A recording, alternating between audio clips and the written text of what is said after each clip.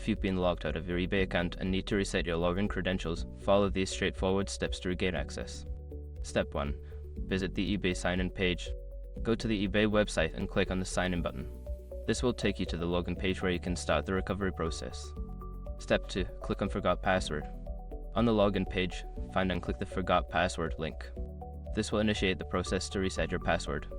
Step 3. Enter your email or username. Input the email address or username associated with your eBay account.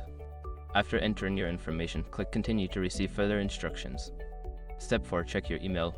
Look for an email from eBay with a link to reset your password. If you don't see it in your inbox, check your spam or junk folder. Click the link provided in the email. Step 5. Create a new password. Follow the prompts to create a new password. Make sure it meets eBay security requirements.